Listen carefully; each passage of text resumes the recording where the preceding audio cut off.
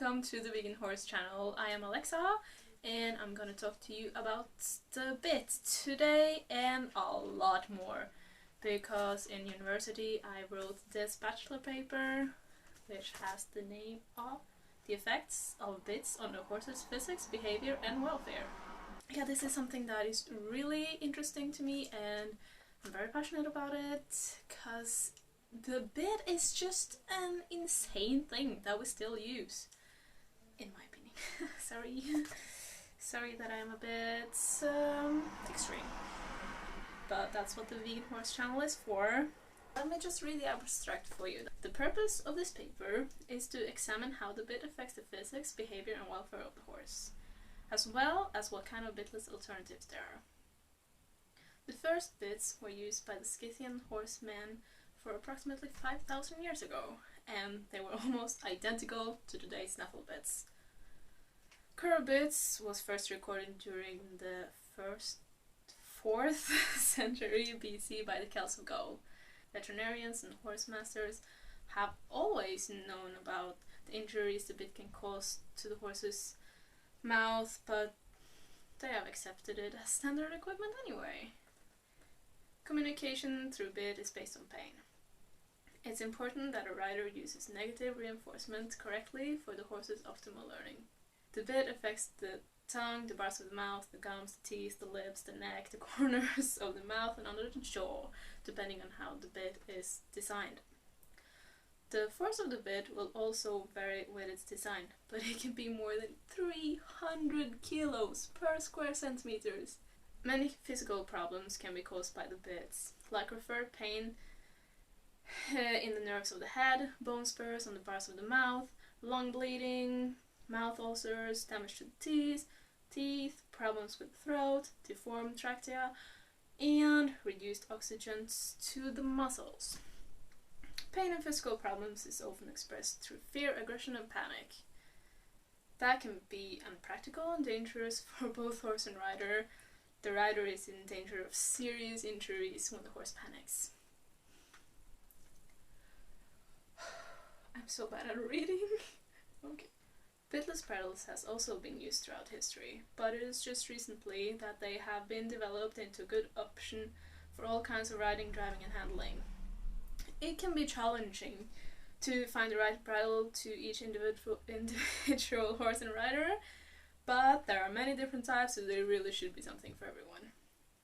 Talented people who ride bitless or without a bridle at all are usually admired for their great results, but within the common horse community and the competition arena, bitless riding is looked down on. It is often considered that the rider is not good enough to ride with a bit, or that is something wrong with a horse.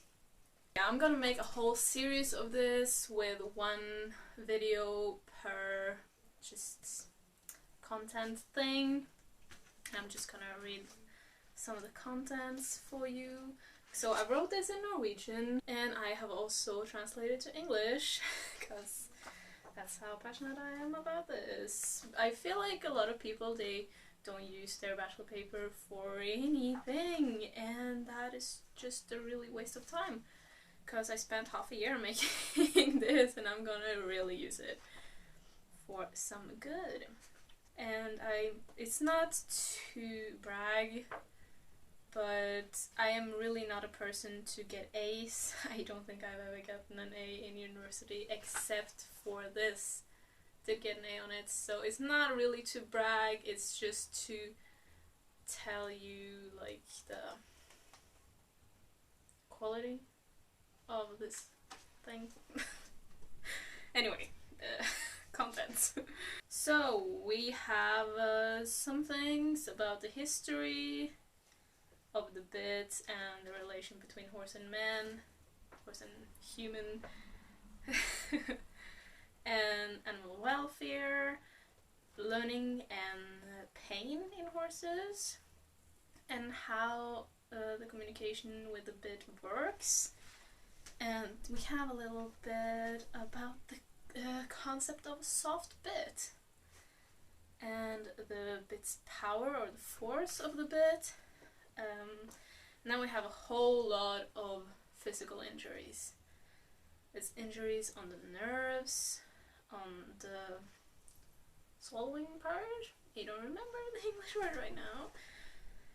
Dorsal dislocation of the soft palate. That is some things that was very complicated for me to first understand and then translate from English to Norwegian and make it understandable in that language. So I will probably spend a lot of time on that, and how the pole flexion hinders respiration. We have injuries on the mouth, on the teeth, on the trachea and the lungs, and how the bit can affect the generation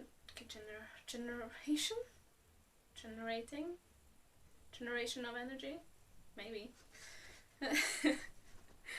And then we have change in behavior, which is really interesting, and this is probably the reason that will make people change from bits, because a lot of people just don't care that their horses get injured, or that they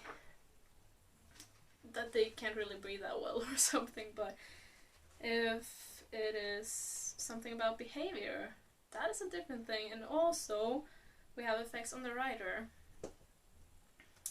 and that's kind of the bit part of this. And then we have a chapter about bitless alternatives, and also a little bit of history on also bitless bridles as well as the bits, how the bitless bridles works, because there are a lot of them. I just go through every single one and show you how they work. And then we have the discussion, why do we use bits? And then we have rules, traditions, recommendations, and that riders don't really know how bits works or how bitless bridles work. We have the consequences and how this affects the welfare of the horse. Challenges by transitioning from a bit to a bitless bridle, and my own experience with bitless alternatives. And then we just have the normal stuff like source, critics, conclusion, references, and stuff. So these are the main books that I used for this. It's the Metal in the Mouth by Strasser and Dr. Cook. This is a great piece of information. And we have The Horse Crucified and Risen by Alexander Nevzorov, and this is also really freaking great. And the same author, or maybe his wife, not completely sure actually. I think it's written by Alexander and edited by his wife.